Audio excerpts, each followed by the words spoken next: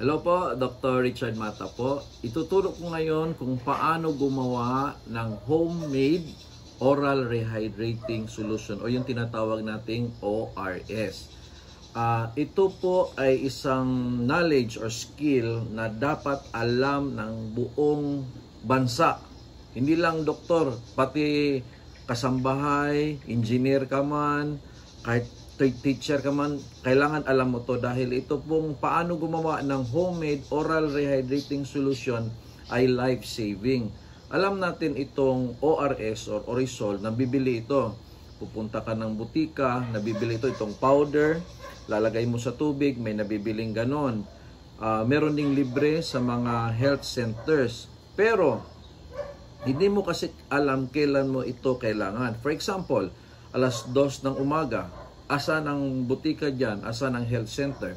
Or pumunta ka ng kunting bukid-bukid lang sa lugar nyo, halos wala ka ng masakyan sa gabi. So kung nagdadayariya ang anak mo, kailangan mong gawin ito habang hindi pa naging umaga. Or hindi lang po ito sa diarrhea, hindi lang po ito sa vomiting, para din po ito sa dengue fever dahil ang dengue fever po is still dehydration. So kung marunong kayo gumawa ng homemade oral rehydrating solution, ay mas napipigilan natin yung mga pagiging severe ng isang pasyente, maging diarrhea man ito, maging dengue man ito. So ipapakita ko ano lang yung mga kailangan natin. Number 1, kailangan nyo po ng 1 litro ng tubig. Ngayon, hindi kailangan na yung bibili pa kayo sa convenience store. Pwede naman 1 litro sa tubig sa bahay na pinakuluan. Kailangan kasi malinis. Kasi hindi natin alam yung palang amoeba galing sa tubig sa tubig nyo, tapos hindi nyo pinakuluan, di pabalik-balik lang yung amoeba, no? So importanteng malinis na tubig. Ngayon kung purified, mga ganyan, pwede nang hindi pakuluan yan dahil na purify na po yan.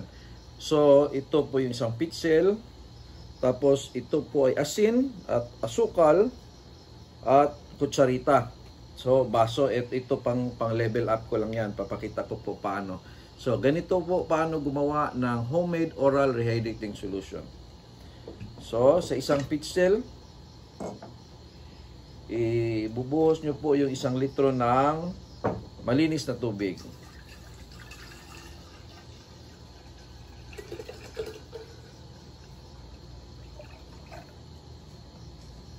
Okay.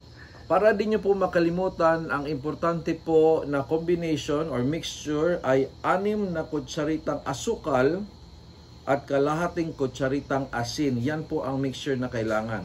So, unahin po natin ang asukal.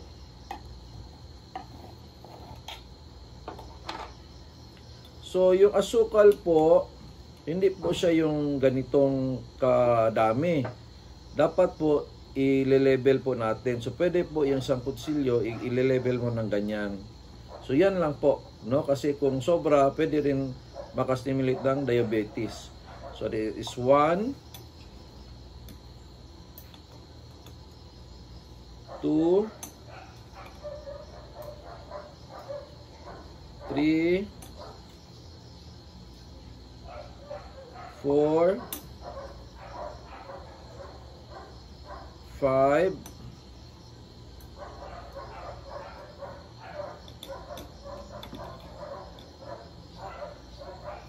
6. So, 6 na kutsaritang level na asukal. Sa asin ay kalahating kutsaritang asin. So, huwag nyong pagbaliktarin. Konti lang po ang asin. Kalahating kutsarita lang po yan. Okay. So, yan na po ang mixture natin. 6 na kutsaritang asukal na level at kalahating kutsaritang asin. So, ito na po. I-mix nyo na lang. Meron na po kayong oral rehydrating solution. Gaano kadami ang pwedeng inumin? As much as possible. Kung diarrhea, siyempre kung gaano karami yung lumabas sa puwet, ganun din karami ang ibabalik. Or mas pa. Or sa suka, ganun din kadami. Kung gaano kadami yung sinuka, ganun din kadami ang ibabalik. Pero siyempre, dahan-dahan kasi baka masusuka din. Pwedeng inumin sa baso or kutsarita ng padahan-dahan. Ang advantage po kasi sa water lang, kung plain water lang po, wala po siyang electrolytes like sodium, potassium. Ito po meron na dahil na-mixture na po tayo ng asin at asukal. So ito ay para na po yung nabibili nating oral rehydrating solution. So tikman natin. See? Malinaw na tubig.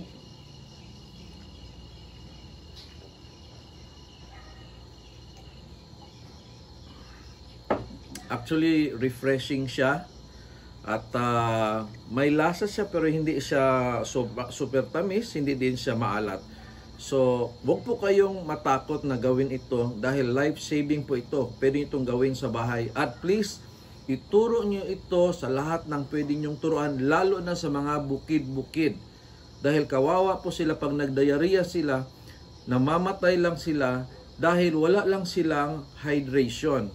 Ngayon, siyempre yung mga nag-hydration sa bahay na hindi na kaya at matamlay, siyempre dapat po dalhin sa hospital para ipa-check up dahil posible pong ma-dextrose. So, I hope may natutunan kayo ngayong araw. Please po, share nyo sa mga ibang tao para lahat ng tao ay malalaman nila. Magandang araw po sa lahat.